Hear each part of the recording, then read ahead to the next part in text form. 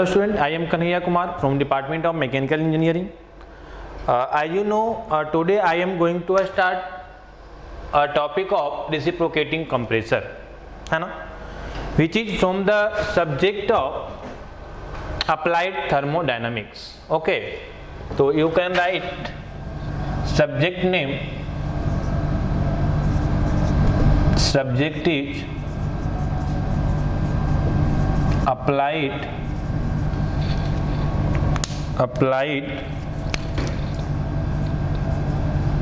thermodynamics.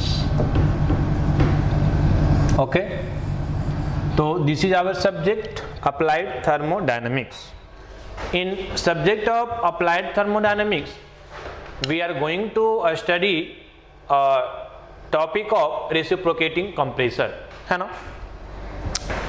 जैसा कि हम आपको बता चुके हैं कि हम जो डिस्कस करने जा रहे हैं दिस इज रेसिप्रोकेटिंग कंप्रेसर, है ना। और यहाँ से हम पहले भी आपको जो इंट्रोडक्शन वीडियो था उसमें भी हम आपको बता चुके हैं कि यहाँ से ओल्ड स्टूडेंट और न्यू स्टूडेंट दोनों कवर करेंगे, है ना। और फिर हम इसको कंटिन्यू करेंगे मॉड्यूल का 1 बाय 1 और सारे मॉड्यूल को हम लोग क्या करेंगे, कवर करेंगे, ठीक है। आइए यहाँ पे हम लोग देखते हैं। एक्चुअली मैं आपको जैसा कि पहले बताया भी था कि रेसिप्रोकेटिंग कंप्रेसर, है ना, और एक जो है आप ये बोलें कि एक मिडिल से टॉपिक उठा के आपको दे दिया है, ठीक है। क्यों? क्योंकि इसके बारे में इसके पहले कंप्रेसर क्या होता है, कंप्रेसर कितने टाइप्स के होते हैं, ठीक है ना, ये सारी चीज हमको कुछ वहां मेंशन नहीं किया है। डायरेक्ट बोल दिया है कि you have to know about the, you have to study about the reciprocating compressor, समझ रहे हैं। तो हम क्या करेंगे कि थोड़ा सा हम बैक जाके आपको बात करेंगे कि आखिर रेसिप्रोकेटिंग कंप्रेसर आता कहां से है, क्लियर। क्योंकि जब तक हम लोग थोड़ा सा पीछे जाके बात नहीं करेंगे, थोड़ा सा बैक आकर हम लोग बात नहीं करेंगे, तब तक ये डायरेक्ट टॉपिक को पढ़ना मुश्किल होगा। तो सबसे पहले हम आपको यहाँ पे बताएंगे कि ये रेसिप्रोकेटिंग कंप्रेसर आता कहां से है, ये कहां से रिलेटेड है, क्लियर। और फिर हम बताएंगे कि कंप्रेसर का फंक्शन क्या होता है और तब हम आएंगे कहां पे, रेसिप्रोकेटिंग कंप्रेसर पे। बात समझ में आ रही है। तो कहने का मतलब है कि अगर हम बात करें, आपको एक्चुअली थोड़ा सा प्रॉब्लम्स रहता है, हम बार बार आपको डिस्कस कर रहे हैं कि सिलेबस में बीच का टॉपिक जब डाल देता है तो थोड़ा सा मुश्किल होता है स्टडी करना, है ना। तो इसको थोड़ा सा हम लोग रिलेट करते हैं पीछे का जो टॉपिक्स होता है वहां से। तो अगर हम आपको बात करें कि एक्चुअली रेसिप्रोकेटिंग कंप्रेसर आता कहां से है, तो हमको थोड़ा सा जो है ना, वो उसके पीछे के टॉपिक्स पे हमको जाना पड़ेगा, ठीक है। देखिए समझिए, यहाँ पे ध्यान दीजिए कि ये कहां से डिफाइंड होता है रेसिप्रोकेटिंग कंप्रेसर, ठीक है। एक्चुअली ये जो है रेसिप्रोकेटिंग कंप्रेसर जो है एक पॉजिटिव डिस्प्लेसमेंट मशीन है, ठीक है ना। अब बोलेंगे पॉजिटिव डिस्प्लेसमेंट मशीन क्या होता है ना। तो ये सारी चीजों को समझने के लिए हम थोड़ा सा आपको जो है डिटेल्स में हम यहाँ पे डिस्कस कर रहे हैं। देखिए एक्चुअली होता क्या है कि आगे हो सकता है आप लोग को पढ़ने देगा एक टॉपिक हाइड्रोलिक्स मशीन या फ्लूइड मशीन के नाम से, है ना। अभी जो इसके आपके पहले वाला जो सिलेबस था तो उसमें 5th सेम में पढ़ना होता था, फ्लूइड मशीन एक सब्जेक्ट था, ठीक है ना। फ्लूइड मशीनरी के नाम से बोलते थे या फ्लूइड मशीन, दोनों सेम ही है। तो वहां पे क्या होता है कि फ्लूइड मशीन को हम डिफरेंट बेस पे डिवाइड करते हैं। बात समझ में आ रही है। तो फ्लूइड मशीन होता क्या है, तो फ्लूइड मशीन एक टाइप का मशीन होता है जो any form of energy stored in fluid को कन्वर्ट करता है मैकेनिकल एनर्जी में, है ना। तो हम बहुत ज्यादा डिटेल्स में नहीं जाएंगे, फिर तो क्या है ना कि बहुत ज्यादा लेंदी हो जाएगा, बहुत ज्यादा टाइम लगेगा, ठीक है। तो हम डायरेक्ट इसको रिलेट करना चाहते हैं रेसिप्रोकेटिंग कंप्रेसर को, है ना। तो इसके लिए क्या है कि सबसे पहले आपको यह जानना पड़ेगा, ये तो आपको माइंड में सेट करना है, आपको पता होना चाहिए कि रेसिप्रोकेटिंग कंप्रेसर जो है ये एक टाइप का फ्लूइड मशीन है। एक टाइप का क्या है, फ्लूइड मशीन है, क्लियर ना।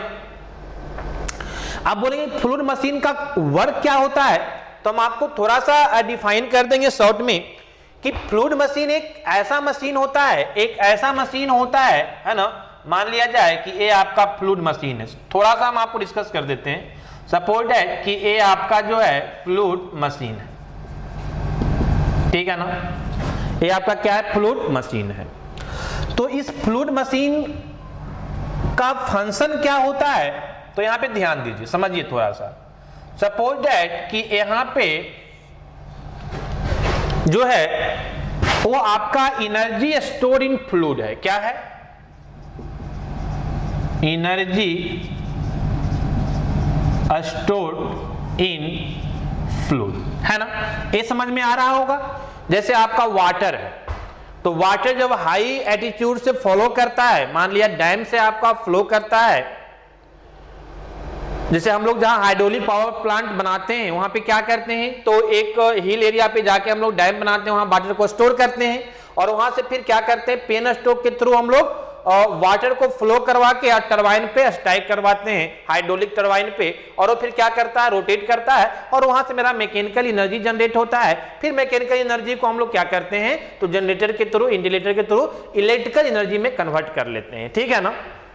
तो मेरा कहने का मतलब हुआ कि जो एनर्जी स्टोर इन फ्लूइड है ना, वो आप ऐसे समझेंगे कि जब वहां से फ्लूइड फ्लो करता है डैम से, तो उसमें बहुत तरह का एनर्जी स्टोर होता है ना, उसमें काइनेटिक एनर्जी होता है, उसमें प्रेशर एनर्जी होता है, उसमें पोटेंशियल एनर्जी होता है, उसमें इंटरमोलिकुलर एनर्जी होता है, ठीक है ना। तो वो सारे एनर्जी को हम लोग क्या बोलते हैं, एनर्जी स्टोर इन फ्लूइड। ऐसे भी प्रैक्टिकली आपको समझ में आता होगा कि जब फ्लड आता है, तो क्या करता है, बहुत सारे ट्रीज को या और जो भी उसके आगे आता है ना, उसको डिस्ट्रॉय कर देता है, दीवार को आपको गिरा देता है, पेड़ को गिरा देता है।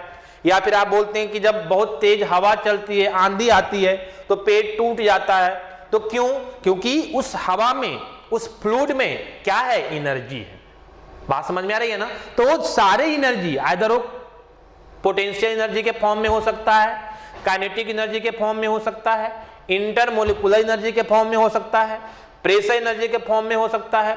ये सारे फॉर्म ऑफ एनर्जी जो फ्लूइड में स्टोर होते हैं, उसी को हम लोग नाम देते हैं क्या, energy stored in fluid. I think आपको समझ में आ गया होगा।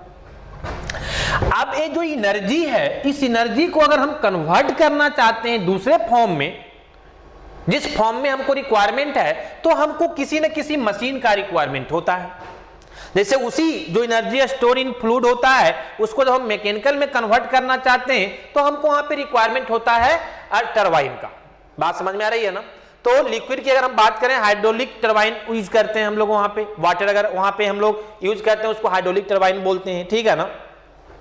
तो कहने का मतलब है कि ये जो फ्लूइड में एनर्जी स्टोर्ड होता है, इस एनर्जी को अगर हम किसी पार्टिकुलर फॉर्म ऑफ एनर्जी में कन्वर्ट करना चाहते हैं, तो हमको किसी न किसी टाइप के मशीन का रिक्वायरमेंट होती है ना। तो मान लिया जाए कि ये जो एनर्जी इसमें स्टोर है, इसको हम मैकेनिकल एनर्जी के फॉर्म में कन्वर्ट करना चाहते हैं। किसके फॉर्म में कन्वर्ट करना चाहते हैं, मैकेनिकल एनर्जी के फॉर्म में कन्वर्ट करना चाहते हैं। सपोज दैट कि इसको जो है हम लोग मैकेनिकल एनर्जी के फॉर्म में कन्वर्ट करना चाहते हैं।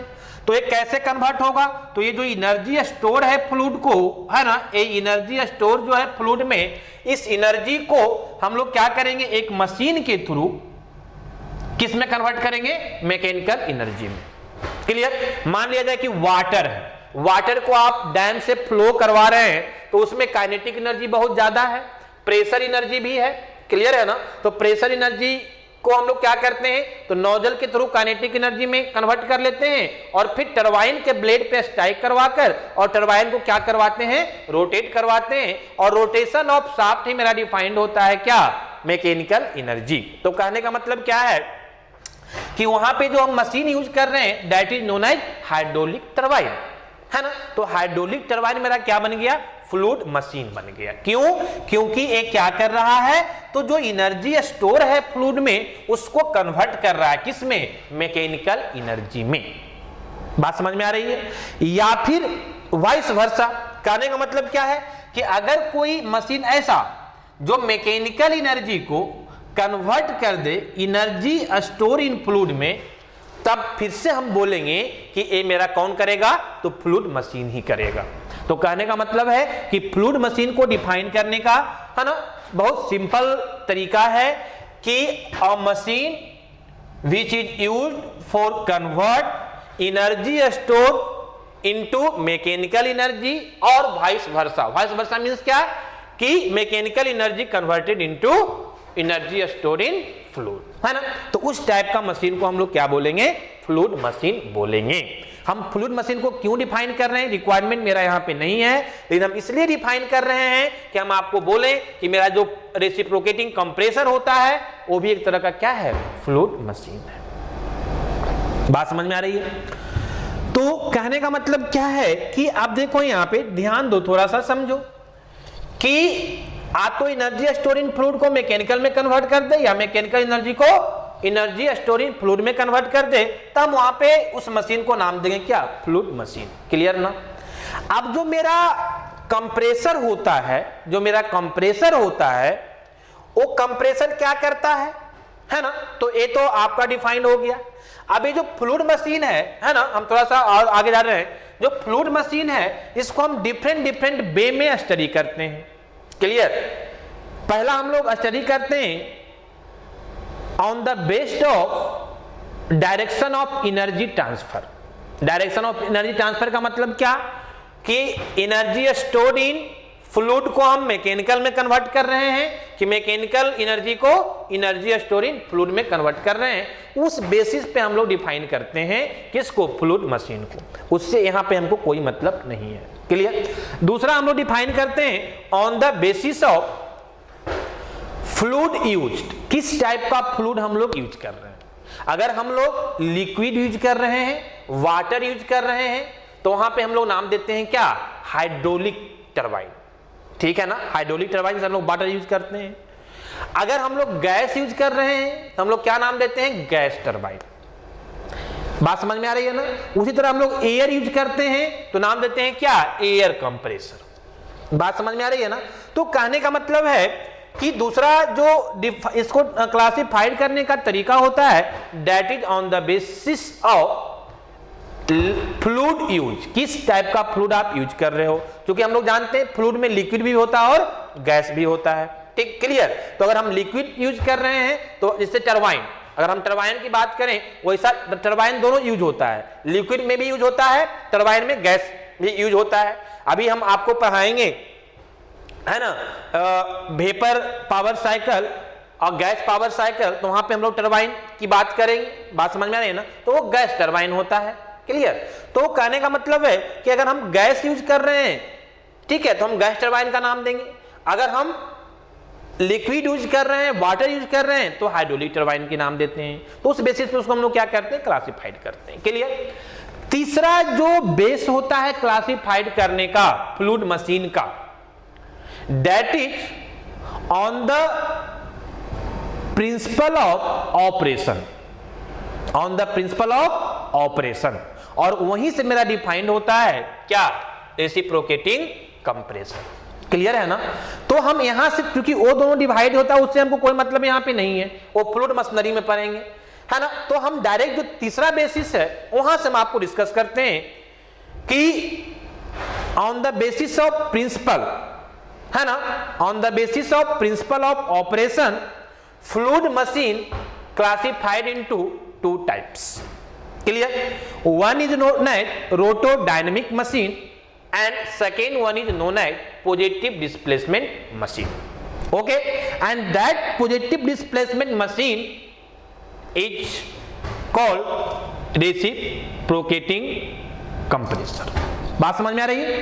तो कहने का मतलब है कि ये तो हम आपको थोड़ा सा बेसिक समझाने के लिए डिस्कस कर रहे थे कि मेरा जो रेसिप्रोकेटिंग कंप्रेसर एक तरह का फ्लूइड मशीन है। अब हम बता रहे थे फ्लूइड मशीन है, तो हम क्यों बोल रहे थे फ्लूइड मशीन, तो इसके लिए हम लोग डिफाइन करना पड़ा कि फ्लूइड मशीन क्या होता है ना। तो एनर्जी स्टोर इन फ्लूइड को मैकेनिकल में या फिर मैकेनिकल एनर्जी को एनर्जी स्टोर इन फ्लूइड में जो कन्वर्ट करता है उसको हम लोग क्या बोलते हैं, फ्लूइड मशीन बोलते हैं। और मेरा कंप्रेसर, आगे जाएंगे तो हम आपको डिस्कस करेंगे कि कंप्रेसर भी मेरा क्या करता है। तो ये जो मैकेनिकल एनर्जी होता है, जो मैकेनिकल एनर्जी होता है उसको एनर्जी स्टोर के फॉर्म में कन्वर्ट करता है। आगे हम आपको डिस्कस करेंगे इस पे, और इसीलिए हम बोलते हैं कि एक तरह का मेरा क्या है, फ्लूइड मशीन है। क्लियर है ना। तो चलिए आइए, ये तो हम थोड़ा सा डिस्कस कर दिए। अब हम बताते हैं कि फ्लूइड रेसिप्रोकेटिंग कंप्रेसर कहां से डिफाइंड होता है, कहां से आता है। क्लियर है ना। तो अगर हम बात करें, है ना, तो on the basis of principle of operation, on the basis of principle of operation, principal of operation, है ना। फ्लूइड मशीन कंटिन्यू लिखते हैं, अदरवाइज कंफ्यूजन हो जाएगा, है ना। फ्लूइड मशीन एक पॉइंट देके लिखिएगा, है ना। Fluid machine is classified into two types, classified into two types, clear, two types, okay. अब देखो यहां पे ध्यान दो, पहला फर्स्ट वन इज रोटोडायनामिक, रोटोडायनामिक मशीन, ठीक है ना। हम बहुत डिटेल्स में नहीं जाएंगे, हम चूंकि रिलेट करने की कोशिश कर रहे हैं आपको, तो पहला जो डिफाइन होता है दैट इज रोटोडायनामिक मशीन, क्लियर है ना। जिसका एग्जाम्पल है ना, जिसका एग्जाम्पल होता है रोटोडायनामिक मशीन का, है ना, centrifugal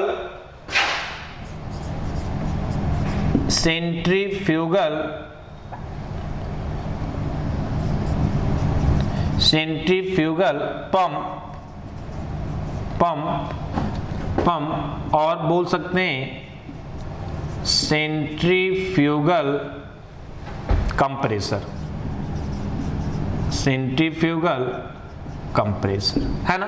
this is the example of rotodynamic machine. अब आइए हम थोड़ा सा आपको डिस्कस कर देते हैं कि रोटोडायनामिक मशीन क्या होता है, क्लियर है ना। तो रोटोडायनामिक मशीन एक ऐसा मशीन होता है जो हाइड्रोडायनामिक कॉन्सेप्ट पे वर्क करता है, हाइड्रोडायनामिक प्रिंसिपल पे वर्क करता है। अब बोलिएगा कि हाइड्रोडायनामिक प्रिंसिपल में क्या होता है ना। तो देखिए सिंपल में हम समझा देते हैं आपको कि रोटोडायनामिक मशीन में क्या होता है कि जैसे पंप की अगर हम बात करें, सेंट्रीफ्यूगल पंप, ठीक है ना। तो क्या होता है कि सेंट्रीफ्यूगल पंप में आपका एक इंपेलर होता है, आप डिटेल्स में पढ़ेंगे तो समझ में आएगा, वहां पे एक इंपेलर होता है, क्लियर है ना। तो इंपेलर क्या करता है कि ऑलरेडी पहले से वो रोटेट करते रहता है, उसमें मैकेनिकल एनर्जी ऑलरेडी जनरेट रहता है, क्लियर। अब क्या होता है कि सक्शन पाइप के थ्रू वहां पे फ्लूइड आता है। अब कैसे आता है ये सारी चीज हम डिटेल्स में बताएंगे जब फ्लूइड मशीनरी आप पढ़ेंगे। अभी आप इतना समझने की कोशिश कीजिए कि रोटोडायनामिक मशीन किस तरह से वर्क करता है, क्लियर ना। तो हम क्या बोले, आप ऐसे समझे कि एक इसका रोटेटिंग पार्ट होता है और दूसरा वहां पे मूविंग फ्लूइड आता है, क्लियर। जैसे ही मूविंग फ्लूइड रोटेटिंग पार्ट के कांटेक्ट में आता है और रोटेटिंग पार्ट क्या करता है कि उस फ्लूइड का काइनेटिक एनर्जी को बढ़ा देता है, क्लियर। अब जैसे ही वो काइनेटिक एनर्जी बढ़ता है उसके बाद क्या करते हैं कि उसको एक डाइवर्जिंग शेप, डाइवर्जिंग पैसेज के थ्रू हम लोग फ्लो करवाते हैं और डाइवर्जिंग पैसेज क्या करता है तो काइनेटिक एनर्जी को प्रेशर एनर्जी में कन्वर्ट कर देता है, क्लियर ना। तो जैसे ही वो डाइवर्जिंग पैसेज से फ्लो करता है, मान लीजिए कोई डाइवर्जिंग पैसेज है ना, अगर डाइवर्जिंग पैसेज है तो ये क्या करेगा, काइनेटिक एनर्जी को प्रेशर एनर्जी में कन्वर्ट कर देगा। तो डाइवर्जिंग पैसेज से फ्लो करवाने के बाद जो काइनेटिक एनर्जी है वो प्रेशर एनर्जी में कन्वर्ट हो जाता है और फिर वो हाई प्रेशर पे हम लोग क्या करते हैं कि उसको तो हम लोग को क्या जनरली पंप का यूज कहां करते हैं, लिक्विड को लिफ्ट करने के लिए। मान लिया ग्राउंड फ्लोर से फोर्थ फ्लोर पे हमको वाटर को ले जाना है तो वहां पे हम लोग यूज करते हैं पंप का, बात समझ में आ रही है ना। या फिर मान लिया बोर से वाटर को निकालना है तो वहां भी हम लोग यूज करते हैं किसका, पंप का। तो कहने का मतलब है कि हमको हाई प्रेशर चाहिए, हाई प्रेशर में कन्वर्ट करता है किसको, तो एक तरह से आप बोले कि जब वहां पे रोटेट करता है, जो रोटेटिंग पार्ट होता है उसमें मैकेनिकल एनर्जी होता है। हम लोग आपको शॉर्ट में बता रहे हैं कि rotation of shaft against any load, मतलब रोटेशन ऑफ शाफ्ट ही क्या डिफाइंड होता है, मैकेनिकल एनर्जी। तो चूंकि वहां पे जो रोटेटिंग पार्ट है उसमें मैकेनिकल एनर्जी है, और वो मैकेनिकल एनर्जी फाइनली किसमें कन्वर्ट होता है? प्रेशर एनर्जी में। क्लियर है ना? मतलब क्या कि आपका मैकेनिकल एनर्जी किसमें कन्वर्ट हो रहा है? एनर्जी स्टोर इन फ्लूइड में। क्योंकि अभी हम आपको बताए थे कि एनर्जी स्टोर इन फ्लूइड का मतलब क्या कि आपका फ्लूइड में जो pressure, kinetic, potential, intermolecular energy के फॉर्म में जो एनर्जी स्टोर रहता है वही एनर्जी स्टोर इन फ्लूइड कहलाता है। तो आपका जो मैकेनिकल एनर्जी था, जो रोटेटिंग पार्ट था, वहां से मैकेनिकल एनर्जी किसमें कन्वर्ट हो गया? फाइनली प्रेशर एनर्जी में। और हम बताए थे आपको कि जब कोई मैकेनिकल एनर्जी को किसी एनर्जी स्टोरिंग फ्लूइड के फॉर्म में कन्वर्ट करता है तो एक मशीन मेरा कैसा कहलाता है? फ्लूइड मशीन कहलाता है, और इसीलिए इसको नाम देते हैं क्या? Fluid machine. क्लियर है ना? तो मेरा कहने का मतलब था कि रोटोडायनेमिक मशीन में क्या होता है कि एक रोटेटिंग पार्ट होता है, वहां पे सक्शन पाइप से मूविंग फ्लूइड आता है, वो फ्लूइड जैसे ही रोटेटिंग पार्ट के कांटेक्ट में आता है उसका काइनेटिक एनर्जी बढ़ जाता है, और फिर उसको हम एक डाइवर्जिंग पैसेज के थ्रू पास करवाते हैं, जिससे उसका काइनेटिक एनर्जी किस में कन्वर्ट हो जाता है? प्रेशर एनर्जी में कन्वर्ट हो जाता है। तो this is the function of rotodynamic machine, जिसका एग्जांपल क्या है? Centrifugal pump, centrifugal compressor. बात समझ में आ रही है ना? तो this is the principle of rotodynamic machine. अब हम डिटेल्स में इसको नोट डाउन नहीं करवाएंगे क्योंकि हमको रिलेट करना है, हम समझाने की कोशिश कर रहे हैं। Second type is known as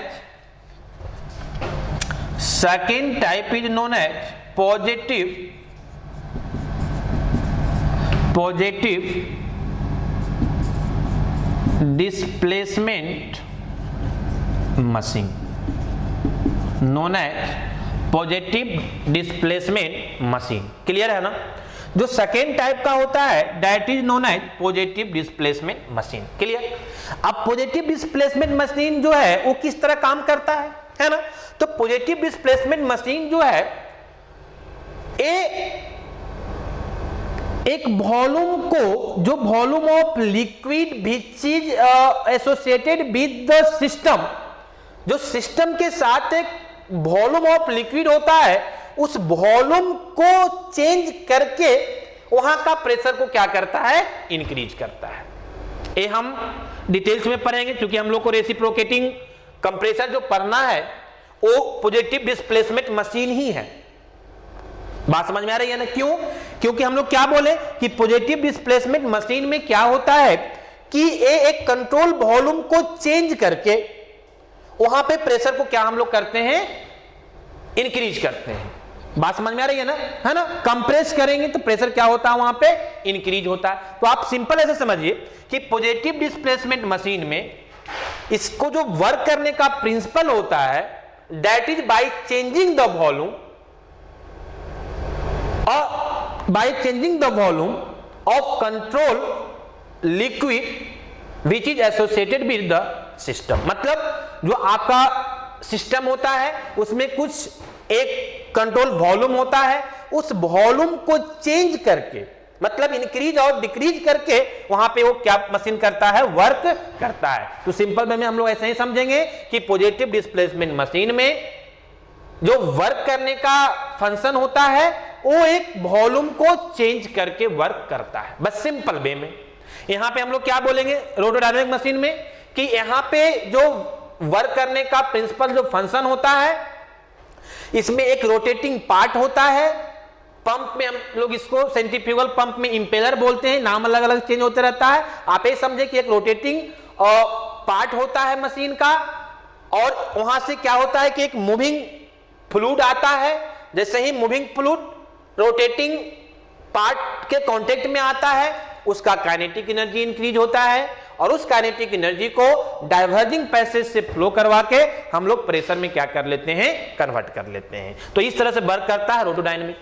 हम पॉजिटिव डिस्प्लेसमेंट में क्या बोले? सिंपल कि पॉजिटिव डिस्प्लेसमेंट में जो है वो वॉल्यूम को चेंज करके वहां पे फंक्शन करता है। बस सिंपल आप ये समझेंगे। क्लियर है ना? चलिए आइए, अब जो पॉजिटिव डिस्प्लेसमेंट मशीन है इसी का जो एग्जांपल है दैट इज रेसिप्रोकेटिंग पंप या फिर रेसिप्रोकेटिंग कंप्रेसर। आप दोनों बोल सकते हैं, है ना? Example is reciprocating pump and reciprocating compressor, reciprocating compressor. Clear है ना? अब आपको ये क्लियर हो गया होगा कि मेरा जो रेसिप्रोकेटिंग कंप्रेसर है वो क्या है। तो एक टाइप का फ्लूइड मशीन है ना, operation of fluid on the basis of principle of operation fluid machine, sorry यहां पे एक छूट गया है, fluid machine is classified into two types. Clear है ना? तो ये समझ में आ गया होगा कि मेरा जो फ्लूइड रेसिप्रोकेटिंग कंप्रेसर है वो भी क्या है, एक तरह का फ्लूइड मशीन है। वो भी किस टाइप का फ्लूइड मशीन है? तो पॉजिटिव डिस्प्लेसमेंट मशीन है। क्लियर? तो आप बोल सकते हैं कि जो मेरा रेसिप्रोकेटिंग कंप्रेसर है एक टाइप का पॉजिटिव डिस्प्लेसमेंट मशीन है। क्लियर? पॉजिटिव डिस्प्लेसमेंट मशीन कैसे वर्क करता है हम बता दिए कि वो अपने वॉल्यूम को चेंज करके वहां पे फंक्शन करता है। वो हम डिटेल्स में देखेंगे जब हम आएंगे कहां पे, रेसिप्रोकेटिंग कंप्रेसर में। बात समझ में आ गया? तो अभी तक हम आपको एक रिलेट कर पाए, इस पॉइंट को हम समझा पाए कि मेरा जो रेसिप्रोकेटिंग कंप्रेसर है वो क्या है, एक तरह का पॉजिटिव डिस्प्लेसमेंट मशीन है। बात समझ में आ रही है? अब आइए, ये तो हो गया कि जो मेरा रेसिप्रोकेटिंग कंप्रेसर है पॉजिटिव डिस्प्लेसमेंट मशीन है, ठीक है ना। अब हम आते हैं कंप्रेसर पे, ठीक है ना, कि कंप्रेसर का मतलब क्या होता है। हम कंप्रेसर, जैसे हम लोग पढ़ने जा रहे हैं रेसिप्रोकेटिंग कंप्रेसर, तो ठीक है ये तो टाइप्स ऑफ कंप्रेसर है। जो मेरा कंप्रेसर होता है वो डिफरेंट टाइप से डिफाइंड होता है। देखिए यहां पे रेसिप्रोकेटिंग सेंट्रीफ्यूगल कंप्रेसर, यहां पे क्या रेसिप्रोकेटिंग कंप्रेसर, और भी हम लोग डिफाइन करते हैं एक्सियल कंप्रेसर के नाम से भी पढ़ते हैं इसको। तो ये तो टाइप्स ऑफ कंप्रेसर हो गया, ठीक है ना। लेकिन टाइप्स ऑफ कंप्रेसर जानने के पहले हमको यह जानना है कि आखिर कंप्रेसर क्या होता है, तब हम समझ पाएंगे क्या रेसिप्रोकेटिंग कंप्रेसर। क्लियर? तो देखिए यहां पे बहुत ही सिंपल वे में हम आपको रिप्रेजेंट किए हैं कि जो कंप्रेसर होता है, कंप्रेसर का फंक्शन क्या होता है। तो आप सिंपल समझ लीजिए कि यहां से भी समझ में आया होगा कि कंप्रेसर का फंक्शन क्या हुआ। तो जो मैकेनिकल एनर्जी था उसको कन्वर्ट किया किस में, एनर्जी स्टोरिंग फ्लूइड, मतलब प्रेशर एनर्जी के फॉर्म में। तो आप सिंपल वे में आप डायरेक्ट ये बोल सकते हैं कि कंप्रेसर का जो फंक्शन है वो मैकेनिकल एनर्जी को, ठीक है ना, या किस में कन्वर्ट कर देगा आपको, प्रेशर एनर्जी में। बात समझ में आ रही है? फिर आप सिंपल अब ये बोल सकते हैं कि जो कंप्रेसर का जो वर्क है वो क्या है, तो कंप्रेस करके प्रेशर को इंक्रीज करना, ठीक है ना। तो कहने का मतलब कि कंप्रेस करके प्रेशर को जब आप इंक्रीज कर रहे हैं तो प्रेशर को इंक्रीज करने के लिए कुछ इनपुट तो आपको देना पड़ेगा, वर्क इनपुट देना पड़ेगा। और वो वर्क इनपुट जो है जनरली हम लोग किस फॉर्म में देते हैं, मैकेनिकल एनर्जी के फॉर्म में देते हैं। बात समझ में आ रही है? तो कहने का मतलब हुआ, सिंपल आप समझें कि कंप्रेसर एक पॉजिटिव है ना, एक मशीन है। कंप्रेसर एक, हम पॉजिटिव डिस्प्लेसमेंट कब बोलेंगे, जब हम रेसिप्रोकेटिंग कंप्रेसर की बात करेंगे। लेकिन सिर्फ कंप्रेसर की बात करेंगे तो हम ये बोल सकते हैं कि कंप्रेसर एक मशीन है जिसका फंक्शन है प्रेशर को इंक्रीज करना। क्लियर है ना? तो उस तरह से हम लोग डिफाइन किए। यहां पे देखिए, ध्यान दीजिए, हम क्या बोल रहे हैं कि the function of compressor is to compress gases और vapour from a lower pressure to high pressure. Simple way कि इसका फंक्शन है कि लो प्रेशर से हाई प्रेशर में कन्वर्ट करता है। कैसे? तो गैस को कंप्रेस करके या वेपर को कंप्रेस करके। And work is given from the outside. अभी हम आपको बताएं कि जब आप उसको कंप्रेस कर रहे हैं तो कुछ वर्क तो करना पड़ेगा ना। सपोज एक एग्जांपल के तौर पे हम बताएं कि आप मान लिया जो सिलेंडर पिस्टन अरेंजमेंट होता है, मान लिया सिरिंज है, आप सिरिंज को जब कंप्रेस करते हैं तो आपको वर्क करना पड़ता है उस पे। क्लियर ना? तो इसीलिए बोल रहा है कि आपको and work is given from the outside, आपको आउटसाइड से कुछ वर्क देना पड़ेगा, तभी ये लो प्रेशर को हाई प्रेशर में कंप्रेस करके कन्वर्ट करेगा। बात समझ में आ रही है? अब इसको थोड़ा सा आप और समझने की कोशिश करते हैं, है ना। एक हम और पॉइंट आपको यहाँ पे एक्सप्लेन कर दिए कि अगर हम एयर कंप्रेसर की बात करें, है ना, जैसे आप जाते होंगे है ना, तो हवा डलवाने के लिए तो वहां एक कंप्रेसर रहता है, देखें ठीक है ना, वो क्या है, एयर कंप्रेसर है। एयर डलवाते हैं हम लोग ट्यूब में या फिर जहां भी, तो द एयर कंप्रेसर क्या करता है, सक्स एयर फ्रॉम द एटमॉस्फेयर। वो एटमॉस्फेयर से क्या करता है, एयर को सक्स करता है, फिर क्या करता है, compresses it and then delivers the same under a high pressure to the storage vessel. वहां जो स्टोरेज वेसल लगा रहता है वो कंप्रेस करके उसमें क्या करता है ना, डिलीवर कर देता है, और फिर हम लोग वहां पे जाते हैं और एयर हम लोग क्या करते हैं, फिल करवाते हैं। क्लियर। इसको थोड़ा सा अगर हम आपको रिलेट करने का कोशिश करें तो समझिए, यहां पे ध्यान दीजिए। एक्चुअली क्या है ना, ये टॉपिक मिडिल से दे दिया है। हम बार बार बोल रहे हैं मिडिल के टॉपिक को पढ़ाना ज्यादा मुश्किल होता है क्योंकि उसको रिलेट नहीं कर पाते हैं इनिशियल से, है ना। तो कहने का मतलब है कि हम कंप्रेसर की अगर बात करें, देखिए सिंपल वे में अगर हम डिफाइन करें कंप्रेसर को, सिंपल वे में अगर हम डिफाइन करें, है ना, तो कैसे डिफाइन करेंगे, तो जो कंप्रेसर है वो एक मशीन है। कंप्रेसर जो है वो एक मशीन है। सपोज दैट ये आपका कंप्रेसर है, ये आपका क्या है, कंप्रेसर है। क्लियर। ये आपका क्या है, कंप्रेसर है। एक कंप्रेसर क्या करेगा, तो मान लिया जाए कि यहां पे सेक्शन 1 है ना, और यहां पे आपको सेक्शन 2 है। क्लियर। अब मान लीजिए एयर कंप्रेसर है, सपोज दैट कि सेक्शन 1 पे एयर आपका क्या हो रहा है, इन कर रहा है, ठीक है, और सेक्शन 2 पे क्या करेगा, आउट करेगा, है ना। तो देखिए यहां पे ध्यान दीजिए, जहां पे इन करेगा, मान लिया एटमॉस्फेयर से इन कर रहा है, यहां पे लिखे हैं सक्स फ्रॉम द एटमॉस्फेयर, तो एटमॉस्फेयर पे भी कुछ प्रेशर होगा, मान लिया वहां प्रेशर जो है आपका P1 है। बात समझ में आ रही है। और जहां पे आप डिस्चार्ज डिलीवर कर रहे हैं स्टोरेज टैंक में, वहां पे मान लिया प्रेशर क्या है, P2 है ना। हम आपको बता दिए हैं कि ये क्या करेगा, हाई प्रेशर से लो प्रेशर में कन्वर्ट करेगा। मतलब क्या कि ऑलवेज जो P2 होगा that is greater than P1। Clear. तभी तो ये लो प्रेशर से किस में कन्वर्ट करेगा, हाई प्रेशर में कन्वर्ट करेगा। अब ये लो प्रेशर से हाई प्रेशर में करने के लिए ऑटोमेटिक नहीं होगा, यहां पे एक आपका जो है ना, यहां पे हम आपको लिखाए हैं work is given from outside. यहां है जो कि आपको आउटसाइड से एक वर्क करना पड़ेगा, that is known as compressor work, that is known as compressor work, WC। WC का मतलब हम लोग क्या बोलते हैं, कंप्रेसर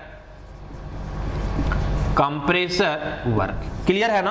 तो इसके लिए हाई प्रेशर से लो प्रेशर से हाई प्रेशर में कन्वर्ट करने के लिए, इसको है ना, प्रेशर को बढ़ाने के लिए आपको क्या देना पड़ेगा, आउटसाइड वर्क देना पड़ेगा, and that work is known as compressor work. Clear है। तो ये आपको इस तरह से जो है, ये आपका जो कंप्रेसर है वो वर्क करेगा।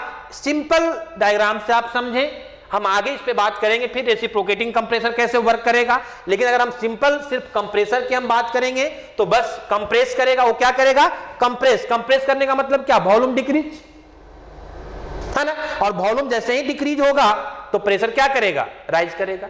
तो आपका जो फंक्शन होगा बस सिंपल फंक्शन है कि ये वॉल्यूम को डिक्रीज करके एयर या वेपर को कंप्रेस करके वो प्रेशर को क्या करेगा, इंक्रीज करेगा। That's a function of compressor. Simple way में आप समझेंगे, जो कि एक डायग्राम से समझ सकते हैं कि यहां पे अगर ये इन कर रहा है, मान लिया यहां पे इन कर रहा है और यहां पे आपका क्या कर रहा है, आउट कर रहा है, तो यहां पे P1 है, यहां पे P2 है, तो हमेशा जो P2 का वैल्यू आएगा दैट इज ग्रेटर देन क्या आएगा, P1 आएगा। और इसके लिए हमको कुछ एक्सटर्नल वर्क देना पड़ेगा, that work is known as compressor work. ठीक है। तो ये आपका हम कंप्रेसर डिफाइन करें, आपको कर दिए, ठीक है ना। आगे हम लोग देखते हैं दैट इज नोन एज आपको रेसिप्रोकेटिंग कंप्रेसर, है ना। तो आइए देखते हैं रेसिप्रोकेटिंग कंप्रेसर में।